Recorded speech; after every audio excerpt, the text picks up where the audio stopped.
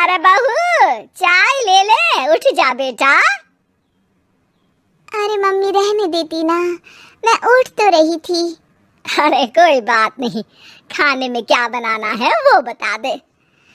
देख लो माँ, कुछ भी जो ये कहे बना लेते हैं। बेटा मैंने तो जो सब्जी थी वो काट दी है, तू बस रोटियां बना लेना। ये हर रोज सुबह का सीन था ममता के ससुराल का। एक दिन पड़ोसन कहती है, अरे बहन जी, सारा दिन काम करती रहती हो, थकती नहीं क्या आप? बहू क्या करती रहती है सारा दिन?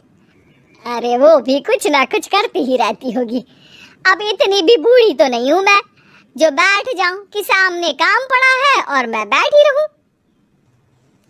अरे लेकिन बहू की तो आदत खराब हो जाएगी जब सारा काम आप ही कर दोगी। अरे ठीक है ना, कम उम्र में हमारी भी शादी हुई थी।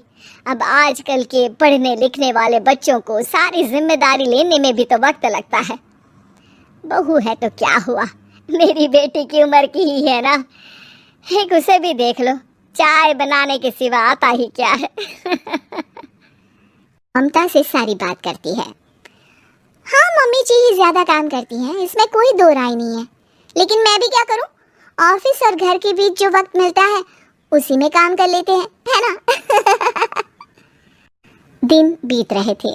सास बहू के बीच की बॉन्डिंग अच्छी थी, लेकिन जब बहू माँ बनती है तो जो थोड़ा बहुत काम किया करती थी वो भी छोड़ देती है। बहू ये ले, तेरे लिए बनाया है, इसको खाने से बच्चा और तू दोनों स्वस्थ रहेंगे। ठीक है माँ जी। माँ जी, वो बच्चे के लिए गद्दे जो सूख रहे हैं ना छत पर, जरा ले आइए ना। तभी वहाँ पति आ जाता है। अरे माँ रुको, मैं ले आता हूँ, तुम मेरा खाना लगा दो। माँ किचन में चली जाती है।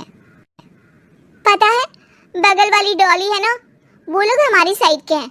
उसकी सास ने तो उसकी हड्डियों को मजबूत करने वाले लड्डू बनाए हैं। उसे भी बच्चा हुआ है ना। पता नहीं मम्मी जी क्या पानी सा उबाल कर दे देती है, मैं तो बस वही खा लेती हूँ। अरे तो तुम्हारे साइड बनता है तो तुम अपनी माँ से बोल दो, वो बना देंगी। आहा, माँ की तबीयत ठीक नहीं रहती, तुम जानती हो ना, कैसे बनाएंगी वो? अरे क्या हो गया सासू माँ को, कल तक तो फेसबुक में किटी की फोटो डाल रही थी। अच्छा चुप रहिए। डॉली की सास ने मनाया है, तुम लोगों का भी तो फर्ज बनता है। तभी वहाँ सास आ जाती है। ये ले बहू गर्म पानी की बोतल, गर्म पानी पीने से पेट अंदर हो जाएगा। नहीं नहीं माँ जी, गर्म पानी पीने से प्यास नहीं बुझती। अरे पी लेना बेटा। वो बगल वाली डॉली को तो जानती है ना, जो तुम लोगों के साइड की है। तेरे साथ ही उसका भी बच्चा हुआ था।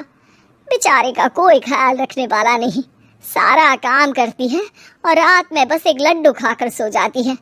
पेट तो लटक ही गया है और बच्चा तो कितना कमजोर सा है उसका। अच्छा माँ, क्या बात है, डॉली की ये हाल है? क्यों मैडम, क्या कहना है आपका? अब पता है मुझे, किसी के पास मेरी सास की तरह सास थोड़ी ना है। नहीं नहीं बेटा, ऐसा नहीं है, मेरे लिए तो तुम सभी मेरे बच्चे जैसे ही हो। ममता को समझ में नहीं आता कि वो सास में कैसे कोई बुराई निकाले, क्योंकि हर कोई उससे उसकी सास की तारीफ ही किया करता था। एक रोज ममता के घर उसकी ननद आती है। अरे भाभी, मुन्नी को तो 6 महीने हो गए, आप अभी भी बेड पर हो। आ गई है आप, कैसी हैं बुआ? बच्चा होने के 6 महीने बाद आई हैं आप। भाभी अमेरिका दूर है ना, तो वक्त लग जाता है। अब इनकी छुट्टी अभी थी तो सभी आ गए। वैसे माँ कहाँ है? थकी हारी सास बेटी को देखकर खुश हो जाती है। माँ, इस बार तेरा वीजा तैयार है, मेरे साथ चलने को तैयार रहना। हाँ बेटा, मैं तैयार हूँ। अरे ऐसे कैसे माँ, मैं कैसे मैनेज करूँगी? कैसे मतलब? जैसे मैंने किया अमेरिका में, आप इंडिया में कर लेना। वैसे आपका तो मायका भी पास ही में है ना। हाँ वो तो है, लेकिन वहाँ माँ के पास वक्त नहीं होता, ईश्वर भक्ति में उनका सारा समय चला जाता है। भाभी, बेटी परेशान हो तो माँ का ध्यान आरती में कैसे लग सकता है? समझ में ही नहीं आता। वैसे भी अब माँ को मैं अपने साथ ले जा रही हूँ। माँ को विदेश घूमने का शौक है ना। ममता मन मारकर चुप हो जाती है, लेकिन मन ही मन सोचती है कि वो कैसे सारा काम मैनेज करेगी। पति का खाना, नाश्ता, मुन्ने को नहलाना धुलाना, फिर रात भर इसके लिए दूध तैयार करना। माँ तो सारा काम करती थी। हे भगवान, ना भाई ना। क्या हुआ भाभी? क्या सोचकर ना भी ना कर रही हो? अरे कुछ नहीं, बस बच्चे के बाद से ही कमजोरी ज्यादा हो गई है ना, तो अचानक से बड़बड़ाने लगती हूँ मैं। अगले दिन ममता अपनी माँ को फोन करती है। राधे राधे। माँ मैं क्या करूँ, मेरी सास तो अमेरिका जा रही है बेटी के पास। अब घर का सारा काम, बच्चा, सब कैसे मैनेज करूँगी। तू आ जाना माँ कुछ महीनों के लिए मेरे पास। अरे ना ना ममता, मेरे बस की बात नहीं है काम धाम।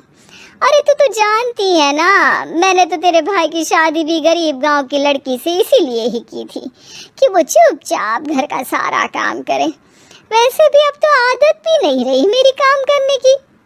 ममता को माँ पर बहुत गुस्सा आता है। ठीक है माँ, देख लूंगी मैं, लेकिन मेरी मुसीबत के वक्त आप मेरा साथ नहीं दे रही है। अब भूल जाना मुझे। ममता गुस्से में आकर फोन रख देती है और रोने लगती है, लेकिन बेचारी करे भी तो क्या। अब सास और ननद दोनों घर का काम करते, नेहा आराम करती, लेकिन अब आराम में भी उसे चिंता रहती। और फिर वो दिन भी आ जाता है जब ननद का जाने का वक्त आ जाता है। भाभी मैं जा रही हूँ, अपना और मुन्ने का ख्याल रखना।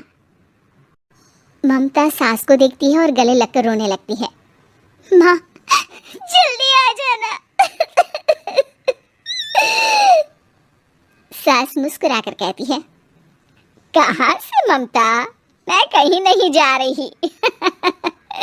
मैंने देखा कि मेरे जाने के बाद से ही तू परेशान हो गई थी, इसीलिए मैंने अपना जाना कैंसिल कर दिया है। तू चिंता ना कर, मैं तेरे साथ ही रहूंगी। ममता को अपनी माँ की बात याद आती है कि कैसे उसके कहने पर भी ममता की परेशानी को समझने की बजाय उसने मना कर दिया, जबकि सास ने बिना कुछ कहे बहू की समस्या पढ़ ली। हाँ माँ, हम सब साथ चलेंगे बाद में दीदी के घर अमेरिका। आज से आप रानी बनकर रहना और मुन्ने को देखना। मैं समझ चुकी हूँ कि मेरा फर्ज क्या है।